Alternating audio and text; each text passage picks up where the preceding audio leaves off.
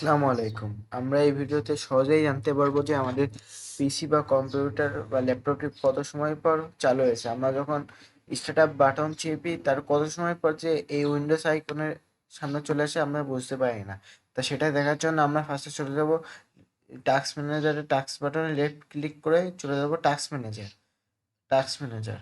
আপনারা এখান থেকেও টাস্ক ম্যানেজারে যেতে পারেন, এই যে টাস্ক ম্যানেজার। এর জন্য এটা হলো পিসির ফার্স্টে প্রসেসে থাকবে। তারপরে আমরা চলে যাবো 4 নম্বরে স্টার্ট আপে এই যে লাস্ট বায়োস টাইম, এটা আমার 68.8 সেকেন্ড দেখাচ্ছে, যা 1 মিনিটের চেয়ে বেশি। আপনাদের ক্ষেত্রে কম অথবা বেশি দেখাতেই পারে, কারণ অনেকেরই কম দেখাবে, কারণ আমার ল্যাপটপটি অনেক পুরনো। আর কিছুদিন পর আমি এতে হার্ড ডিস্ক ক্যারিতে রেখে এসএসডি ইনস্টল করবো, এই জন্যে তখন বুটেবল টাইম কম হয়ে যাবে। আর যদি ফাস্ট করতে চান, যে স্টার্ট আপ টাইম কমাতে চান, তাহলে এগুলো আপনারা ডিজেবল করে দেবেন। এই আমার উইন্ডোজ সিকিউরিটি এনেবল রয়েছে, এই যে এই সিকিউরিটি অপশনটা এনেবল রয়েছে, এই জন্য মানে প্রথমেই লাগে এই জিনিসটা। এই ডিজেবল করার জন্য আমরা ফার্স্ট এখানে লেফট বাটন ক্লিক করে ডিজেবল করলে হয়ে যাবে।